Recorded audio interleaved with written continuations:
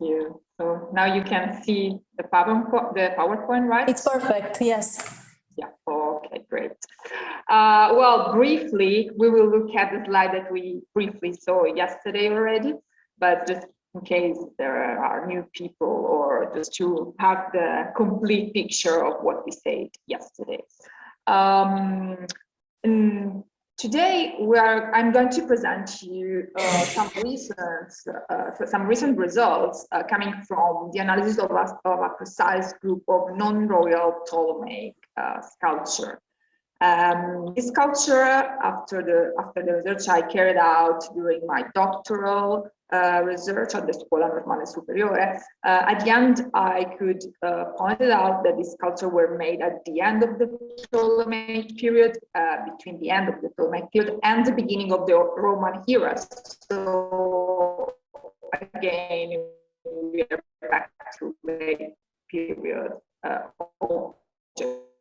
after this beautiful lecture of this morning. These sculptures are usually called portraits, naturalistic sculptures, realistic sculptures, and there is not an unambiguous academic definition for them, as scholars usually use different so-called labels. However, in this presentation, for convention, I'm going to define them as portraits and Ptolemaic portraits, even if they were made between the end of the Ptolemaic period and the beginning of the Roman era. Okay. Then again, the results of this research were published in the book 2 months ago. This is a book by Brill, and it was published in June in the Arval Egyptological Studies series. But let's move on to an overview of the topic of the period. Well, in Egyptian history, the Ptolemaic period is a time full and rich in innovations and marked by the interaction between heterogeneous traditions. And the coexistence, the mingling, the mixing, and the time fusion of these elements belonging to different cultures is very often clearly visible, also in many aspects of the political, social, and cultural life of the period. But this phenomenon is yet to be examined in a systematic way from a cultural point of view. As a matter of fact, in recent years, scholars have paid much attention, growing attention to the economic and bureaucratic structures of the legate of the Ptolemaic state, while the heterogeneous cultural and artistic mixing is yet to be studied well. And we saw yesterday, we read together this text by Plato, because this lack of interest is, we can define it as historical, and can be traced, for example, in this text that we read yesterday. And the final part of the text we read, and if you look at there, you will find that the things depicted or graven there 10,000 years ago, I mean what I say, not loosely but literally 10,000, are not with better or worse than the production of today, but wrought with the same art. So what does it mean? It means that, according to Plato, of course, the Egyptian art is not it doesn't have changes. It was always the same. It's immutable, as he says, and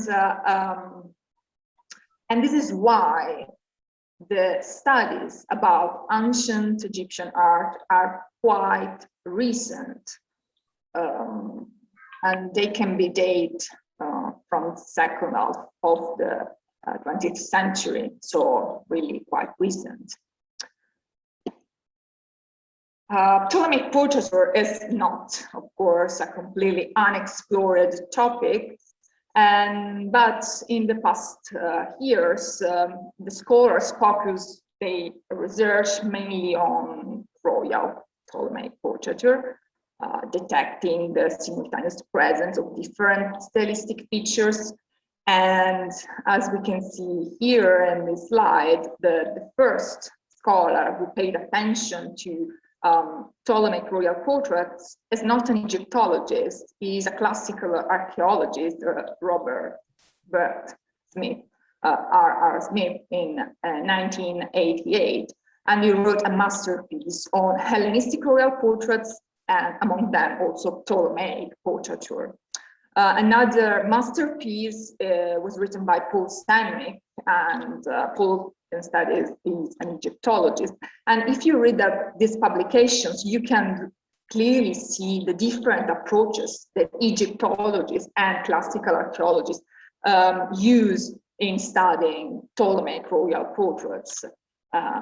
So I can suggest you to, if you like to study and analyze this topic, to read both Smith and Stanwyck. These are the most important publications on the topic. But let's have a look to these Ptolemaic royal portraits.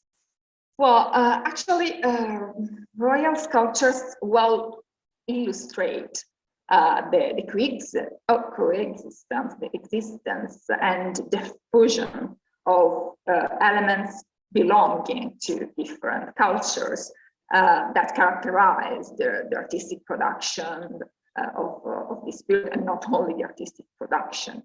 When the Ptolemies arrived in Egypt, they already had an idea of royal representation. And this idea consisted with the contemporary Hellenistic tradition and was radically different from its pharaonic counterpart in its principle of shape, iconography, and style. However, they decided, they choose to be depicted in both styles, as you can see here. So the pure Greek, the one on the left, and the, well, let's say traditional pharaonic, even if it's not so traditional, the one on the right, but there are more traditional. And at the same time, they also promoted a gradual fusion, mixing between Greek and Egyptian art. And this process, however, did not follow an evolution, a linear evolution, but happened through a complex and still largely unknown progression, which resulted in the composition style that we can see here in the portrait in the middle. In this slide, we can have a look at an overview and a parallel between the statues representing the pharaoh before the Ptolemaic period and during the Ptolemaic period.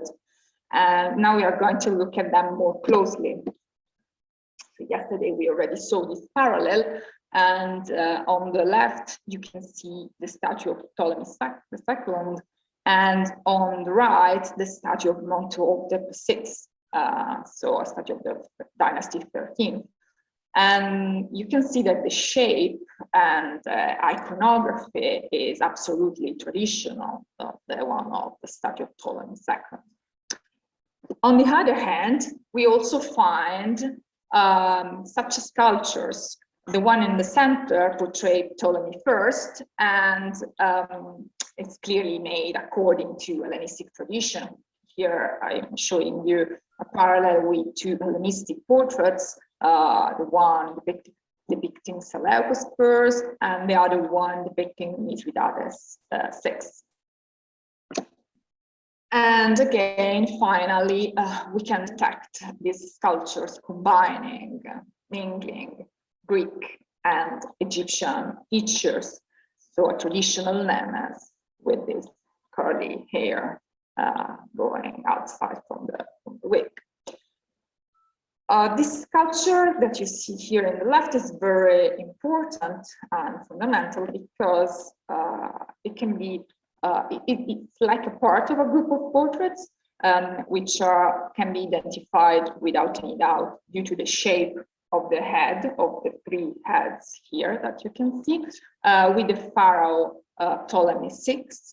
And here we find the same pharaoh, the same Ptolemaic king, depicted in the three different ways: Hellenistic, pharaonic, traditional pharaonic, and a so-called mixed style. We are sure that the guy depicted, the pharaoh depicted, is Ptolemy VI, thanks to the portrait of this king on coin. So we have no doubt. But after this overview of Ptolemaic royal portraits, now let's go back to the focus, to the main topic of this lecture, that is Ptolemaic non-royal portraits. These sculptures, the iconographic and stylistic choices adopted by the local elite in their status was not analyzed in detail before this research.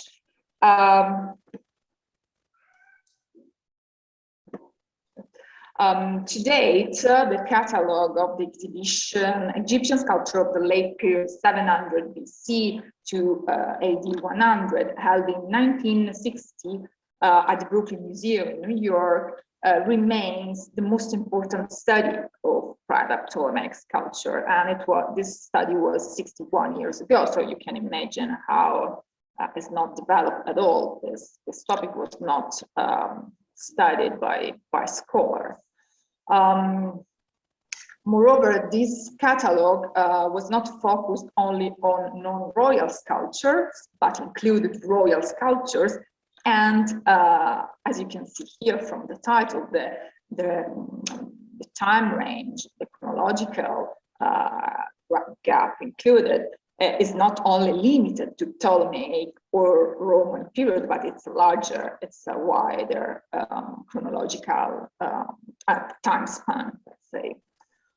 And the same author said that this was not a book, a monography on the history of the development of late period art, but it was rather a detailed analysis of the exhibits of the exhibition, presented, yes, in a chronological order, but not a chronological development of the period. And as a late period, he considered not only the late period, but the Ptolemaic and the Roman one. So it's much more than only a study of Ptolemaic art. The author of this book was Bernard von Bottmer. This scholar was, he still is probably the most important scholar that focuses attention on late period art and especially sculpture. Recently, Olivier Perdu published a book on late period sculpture held in the Musée du Louvre in Paris. So that period of the late art is going to be studied much more, but about Ptolemaic and Roman art, Bottmer remains the most important scholar who focuses attention on this topic. And also he was the scholar who had a greater influence on the study of Ptolemaic non-royal portraiture. He also created in the 1950s, after his arrival in the United States after World War II, he created the corpus of late Egyptian sculpture currently held in the Brooklyn Museum. And this is an archive, basically, divided in two sections, one containing the files, as you can see here, an example on the left, This file contains all the information available on the sculpture, so the description, mainly bibliography, dimension, etc., etc. And the second section instead contains the pictures he made personally on the sculpture, because he used to travel around the world to look at sculpture in person and to pictures and describe them and catalog and document all these sculptures produced in what for him was the late period. So from 700 BC to 100 AD, this was the time span he used to analyze and study. And this source is fundamental for anyone who would like to study late Ptolemaic and Roman sculpture, and it was also fundamental in my research, of course. But to be honest, I am not the only one who studied non-royal Ptolemaic sculptures and non-royal Ptolemaic portraitures.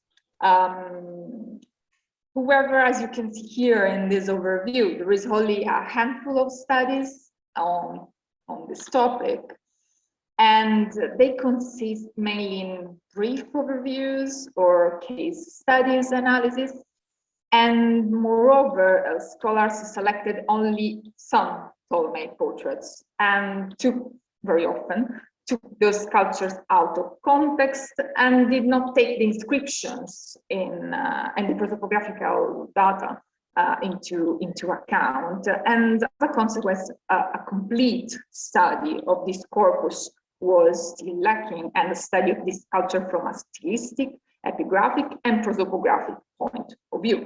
And my research aimed to fill this lacuna through a multidisciplinary approach, combining theological analysis and stylistic analysis and the prosopographical analysis. But moreover, I contextualized the person portrayed in a more broader context, not only in Egypt, but also in the wider Mediterranean context, for a historical reason, of course, because the Ptolemies were kings among kings. So there was a wider context to be considered. And we will see how this method was helpful in dating and analyzing this group. I started from the only one sculpture that bear a date. And this statue is the statue of Panemerit, governor of Tanis, and this statue is surely dated to the reign of Ptolemy XII, so at the end of the Ptolemaic period, thanks to the cartouche of this sovereign carved on the side of the back pillar of the dorsal support.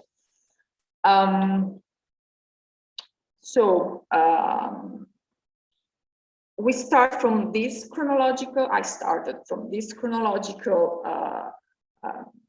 fixed point to develop my research. And the research highlight a multi-phased and composite phenomenon, which point out at the end a link between Ptolemaic private portraits and another phenomenon of portraiture widely attested at the same time, that is late Roman Republican portraiture. This is why I said it was fundamental to contextualize the phenomenon and to look at this status from two different perspectives. On one side, the classical one, and on the other side, the Egyptian one, in order to comprehend the original meaning and function of this status. And as you can see, it was a very long and important work to collect all the status, all the inscription, and on the other side, the classical statues of the same time of the late Republican period. But now we just have a look to the results of the research. So the investigation identified 33 non-royal sculptures with a portrait head from the late Ptolemaic period. 14 of them are inscribed, 9 in hieroglyphs, 2 in Greek, 2 in Demotic, 1 in Demotic and hieroglyph.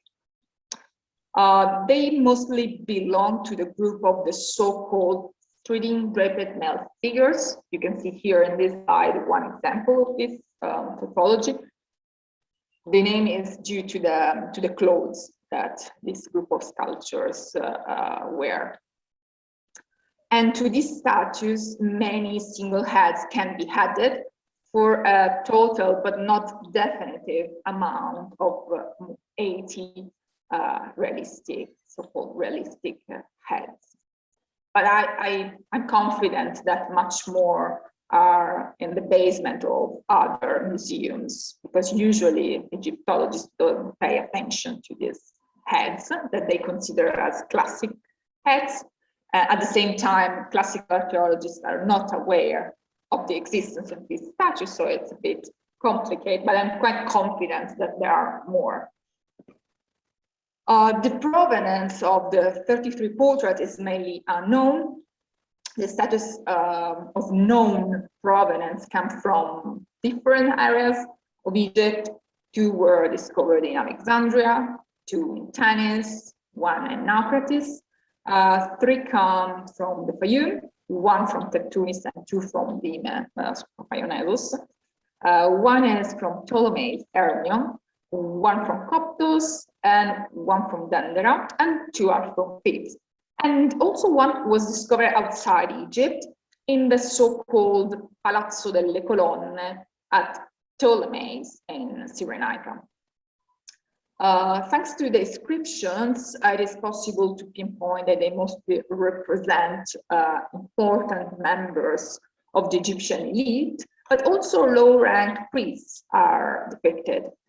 And now let's go to have a look to 2 case studies of this research. Here again, our friend or son of war, as you can see, is one of my favorite. And to be honest, it was the beginning of the result. Let's say the results of this research. It was the key point. I say he, not it. So this status was discovered in Alexandria in 1881 during construction works at the bottom of Mount Comodica, but the exact location is unfortunately not known. The statue is made of basalt and it's well preserved up to the upper end of the legs. The statue is 87 centimeter high, and hence the wall sculpture would be slightly shorter than the natural sides.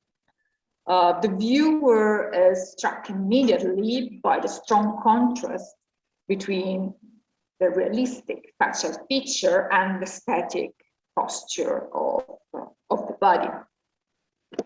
Now let's have a look at the head.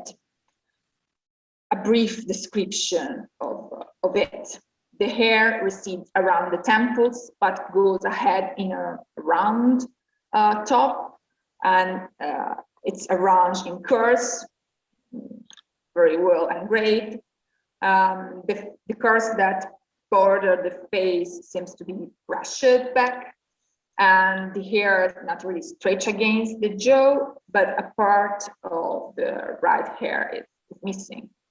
The hair and neck are carefully modeled, and the V-shaped growth is probably an accidental effect. So it was not made on purpose. You can see here this V-shaped groove.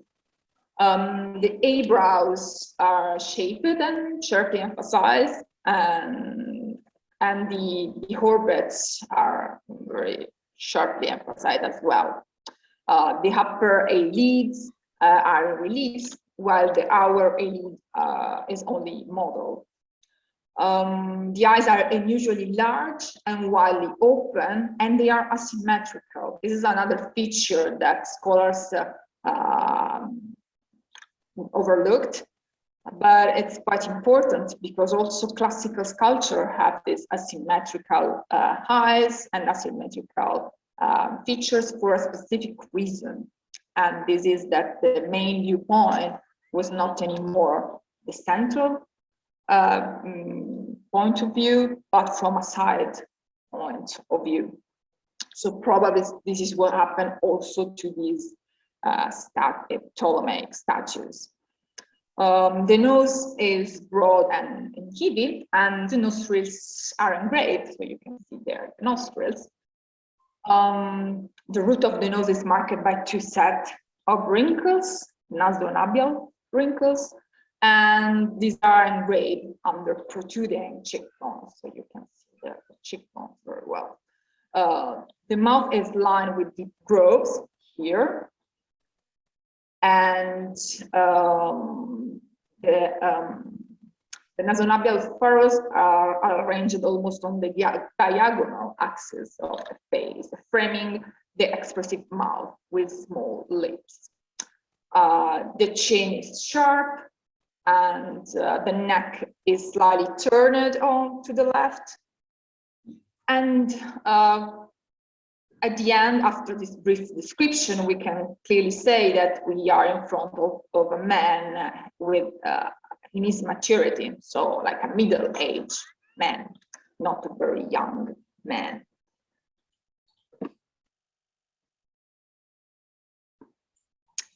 The face of our statue, our orb, is significantly different, as we saw from the one of the classical Egyptian period. I mean, the traditional Egyptian statues are very different from the statue of our orb.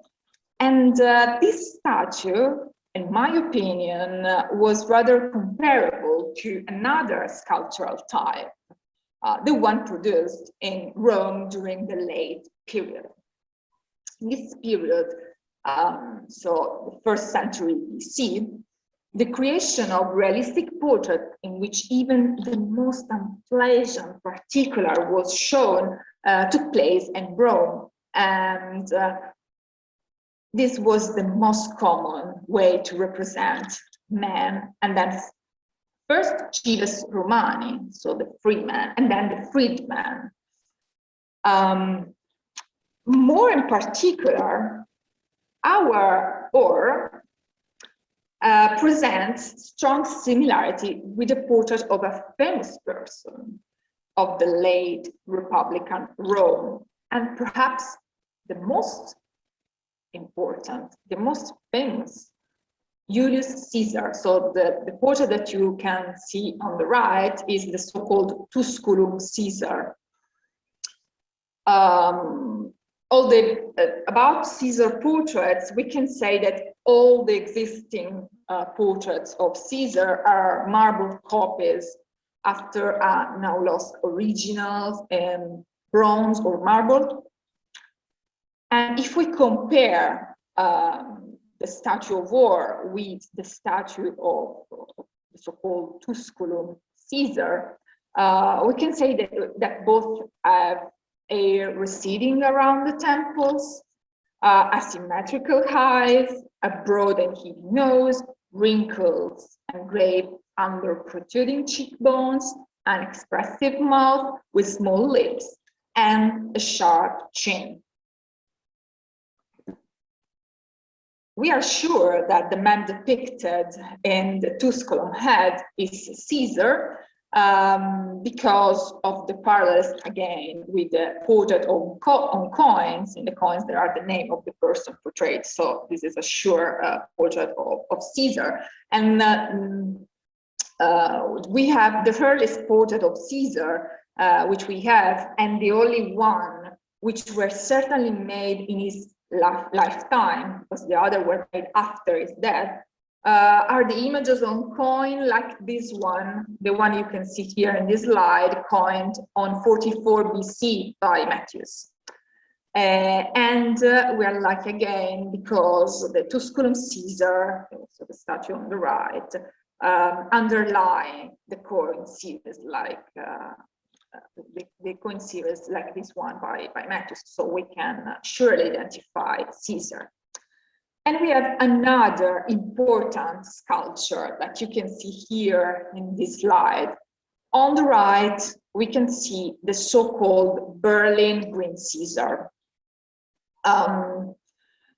This statue, again, is an important step in the study because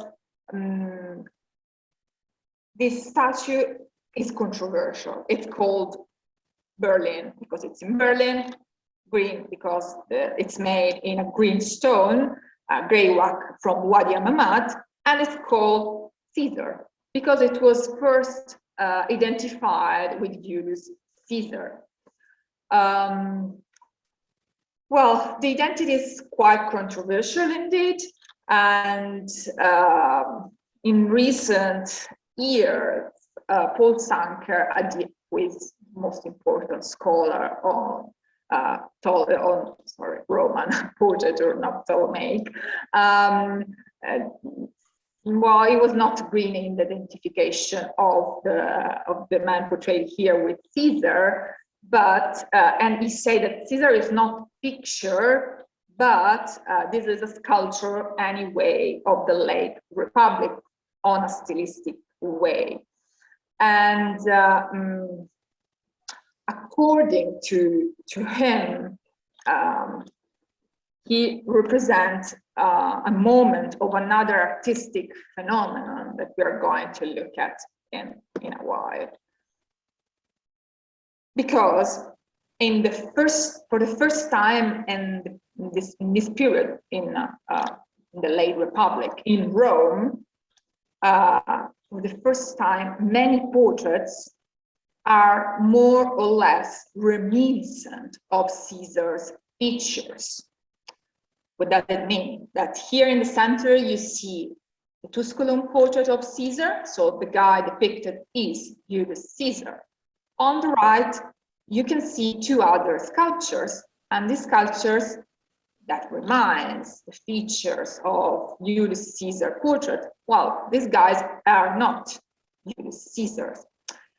This phenomenon was called by Paul Sanker Zeitgeschichte in German, the period phase in English, and began, according to Sanker, precisely with the imitation of Caesar portrait in the years 40-30 BC, so at the end of the Ptolemaic period, it's so called for us, at least for us Egyptologists, of the Ptolemaic period, and in the late Republic in Rome.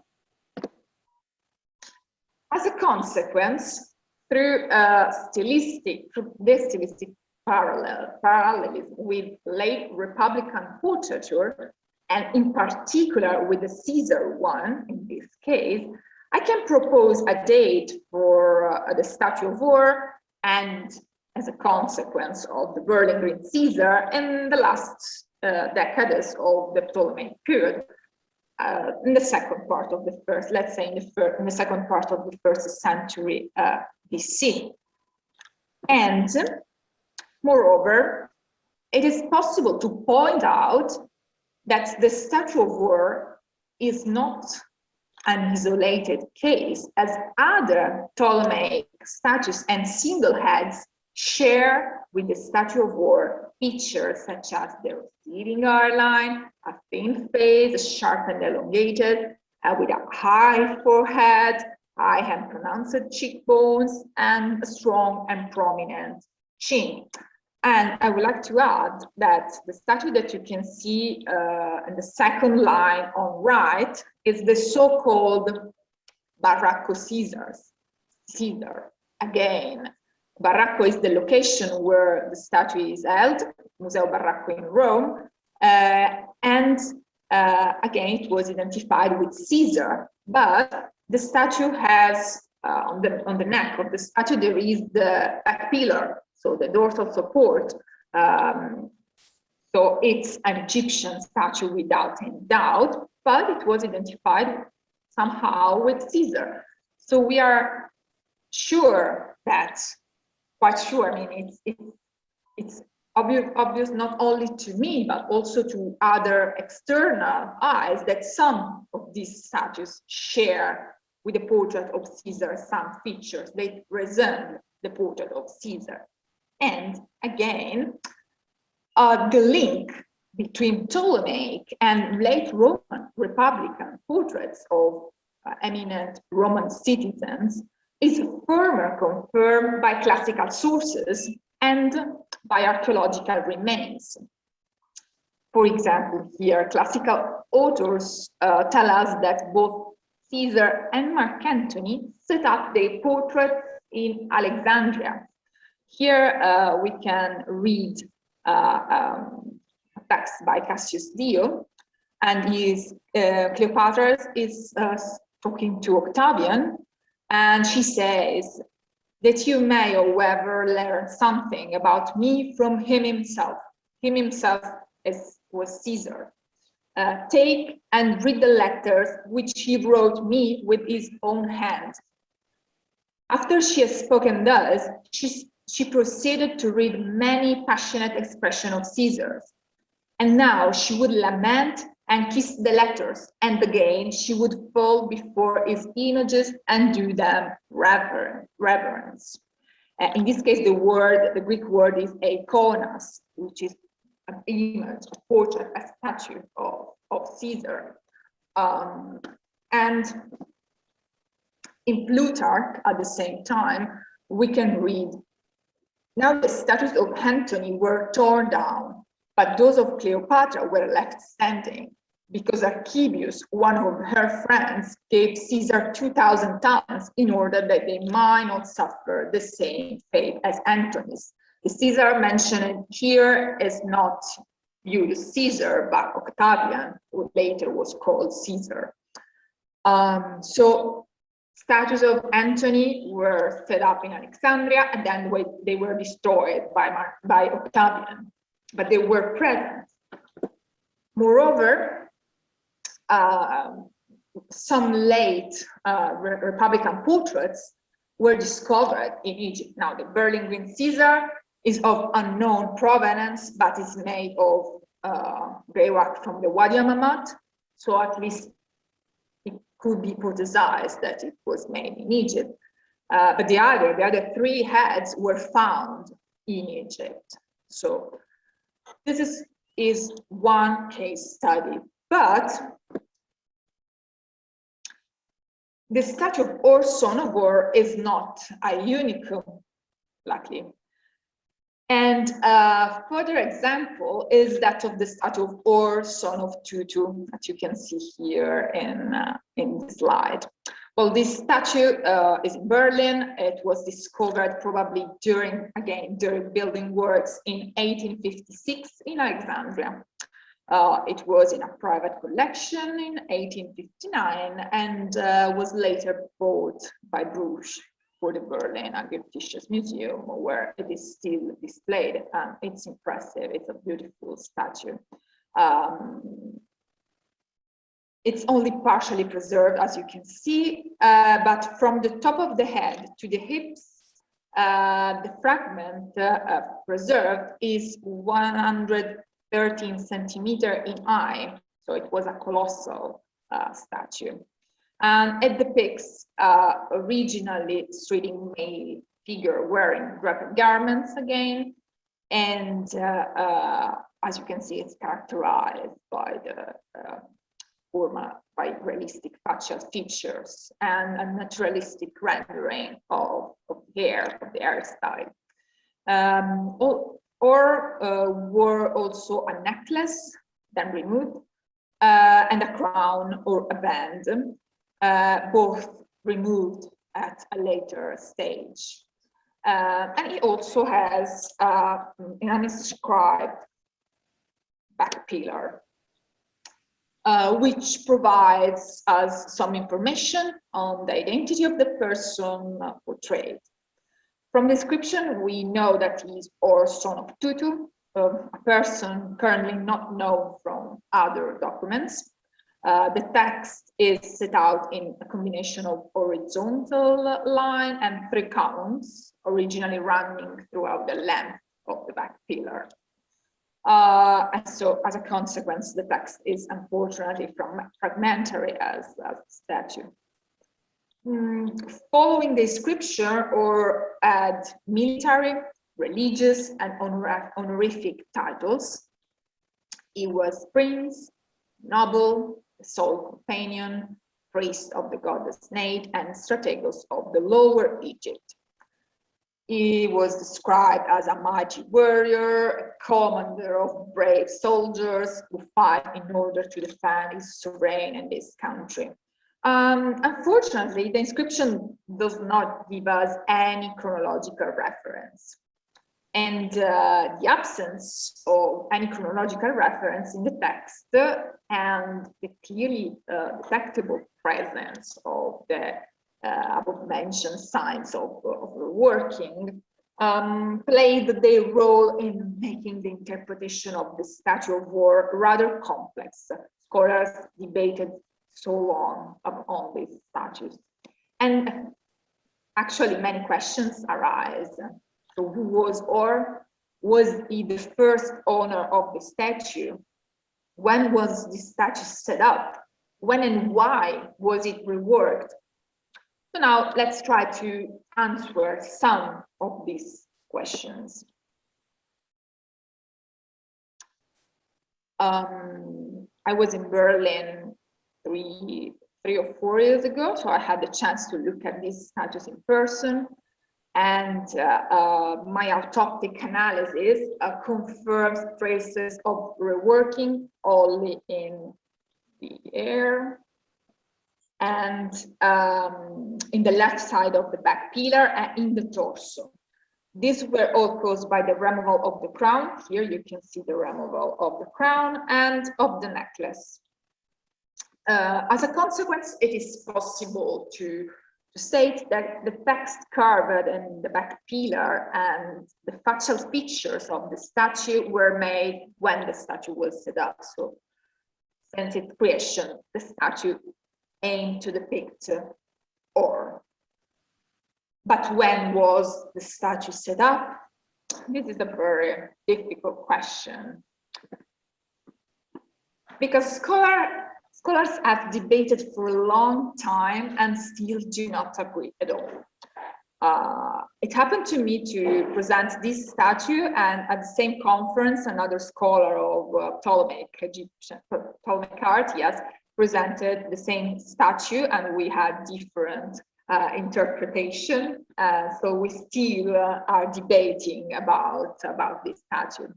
The epigraphic features of the inscription are respectively dated at the end of the 4th, beginning of the 3rd century CE by scholars such as Herman de Melaneur, and between 150 and 50 by Günther Wittmann. Following de Melaneur's epigraphic analysis, Robert Bianchi, in his exhibition and then the catalog of his exhibition, Cleopatra's Egypt, and Bernard von Bottmer, dated this statue between the end of the 4th and the beginning of the 3rd century BC, showing for formal coeval comparanda, so they could find some parallels. On the contrary, Katia Lemke, following the epigraphic analysis made by Wittmann this time, dated the statue between 150 and 50 BC by detecting Egyptian and Roman parallels.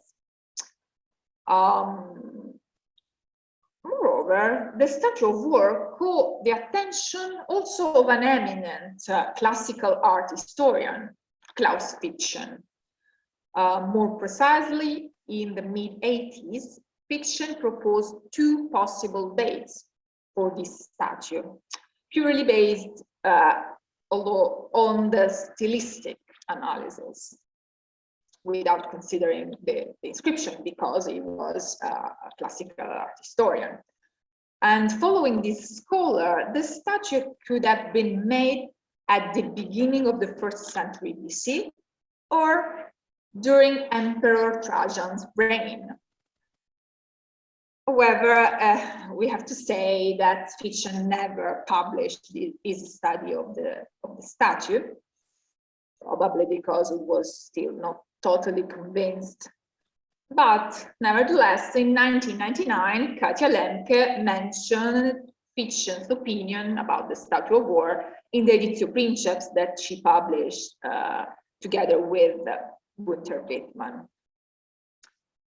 Now let's think about all this dating, and especially with let's think about the dating proposed by Titian. So the dating of this statue to Trajan's reign is not without substance. If we look at closely our statue and a portrait of Trajan, well, we can detect several analogies in the rendering of the hair, for example, and of the facial features. However, the head of Aurora is characterized by a realism that reminds us the sculpture that I showed you before, the one typical of late Roman Republican portraiture, for example, the marked wrinkles and the facial feature, which depict a character strong and valiant, respected, and rather suggest a dating, in my opinion, to the second half of the 1st century BC. After this overview, I went to contextualize this culture in the broader Mediterranean context. And this hypothesis today, the statue in the 1st century BC, was confirmed.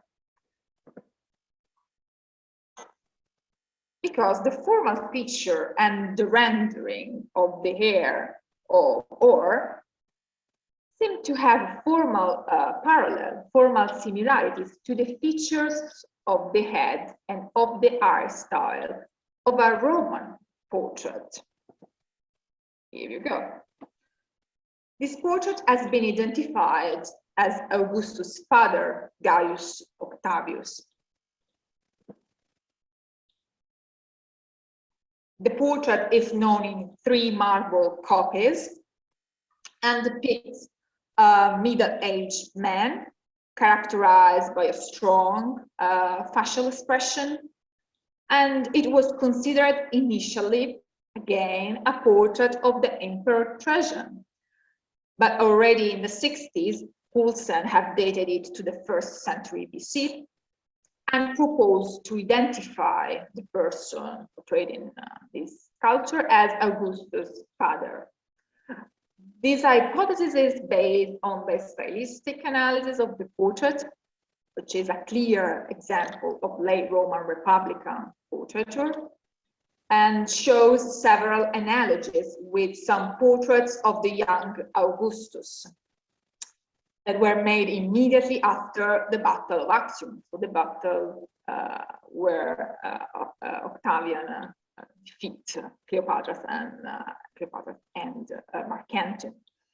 But also some details related to the provenance of the 3 copies can help us in dating of these 3 sculptures, because they were discovered or purchased, we're not sure, together with other statues depicting members of the family of Augustus. So, just to be clear, the identification of the portrait with Augustus' father, Gaius Octavius, remains uncertain. We are not sure that the guy depicted is Gaius Octavius, but we can, in a safe way, date the portrait to the second half of the 1st century BC, because this is a portrait of the late Republic Rome. And as you can easily see, the two portraits are both characterized by stray locks over the forehead and parted down in the middle. Carved locks diagonally covered on the side of the head, a forehead marked by two horizontal lines and wrinkles, arched eyebrows, small and closed eyes, slightly gaunt cheeks, and the same shape of the face. So these similarities cannot be a pure coincidence, and on the contrary, they highlight a close link between these statues, and again, more generally, between Ptolemaic portraits and late Roman Republican portraiture. And so the date of the two portraits is approximately at the same period, that is the second half of the 1st century BC. A dating which, moreover, agrees with Wittmann's interpretation of the inscription. Remember, 100 BC, 150 BC, 50 BC. So we are in the second half of the 1st century BC. So now we state about a link between Ptolemaic portraits and late Roman portraits. But is this link between private Ptolemaic and Roman late Republican portraits more precisely determinable? The answer is yes. And why? Because the Roman portrait of the so-called Gaius Octavius is attested in 3 marble copies. And as a consequence, it surely portrays an eminent cives Romanus, Roman citizen. And we saw before that the statue of Orson of War resembled the portrait of another eminent cives Romanus, Julius Caesar. It is thus likely that the Egyptian statues of Orson of Tutu and Orson of War aim to imitate, even if with small variations, the facial features and the art style of the most important men of their time, that is, the Roman citizens, and very important in this case, Roman citizens. But why do some members of the Egyptian elite decide to reproduce in their statues peculiar facial features that are so similar to those of eminent Roman citizens? I contextualize from an historical point of view the phenomenon, the artistic phenomenon. And I was lucky because I could find some key points that helped me to answer to this last and essential question. We do know that during the 1st century BC, Egypt and Rome were strictly linked, and that latter, so Rome, politically influenced the reigns of the last Ptolemies. We all know the events involving Cleopatra, Caesar, Mark Antony, etc., etc. But we have to keep in mind that the Ptolemies went to Rome several times before Cleopatra's time, and eminent Roman citizens visited Egypt, and in some cases stayed there for a long time. Moreover, and most important, Ptolemy XII, so the pharaoh mentioned in Panemeric inscription, so the first I show you, Ptolemy XII, Cleopatra's father, returned from the exile and regained the throne of Egypt only thanks to Roman aid.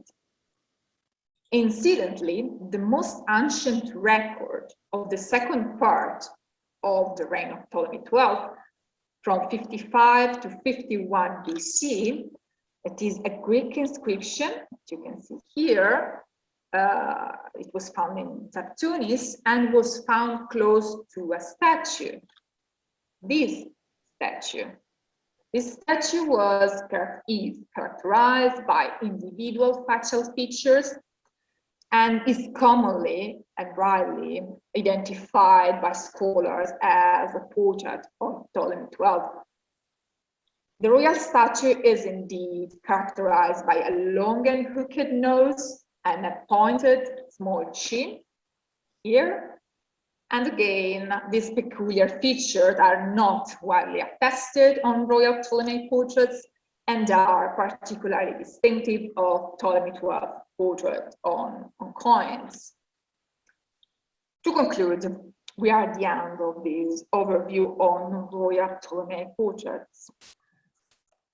We can say that in the second half of the 1st century BC, the Egyptian elite commissioned statues of themselves, which bear traditional meanings, are made in local stones, are set up in traditional locations, and described with hieroglyph text, but are also characterized by new and non-traditional formal features. These statues probably follow the example of Ptolemy XII realistic sculptures and mostly represent the desire of some member of the Ptolemaic elite to be depicted with the formal features of the most powerful men of their time, the chiefest Roman citizens. To quote again Jan Assmann, Egyptian portraiture ranks among the most enigmatic and amazing challenges which history has in store for us. This wrote in 1996, Jan Assmann, and more than 20 years later, I think that some of these enigmatic and amazing challenges are still valid, but it is now possible to state that some of the most crucial issues related to the study and understanding of Ptolemaic portraits, such as the establishing of a link between Ptolemaic and late Roman Republican portraits, can be overcome. And with this, I conclude this lecture. So thank you. Thank you so much, Dr. Giorgia Cafici, for this very, very interesting lecture on the portraiture, with parallels between Egyptian ones and the Roman ones, and of course the Ptolemaic ones. Do you have questions or comments?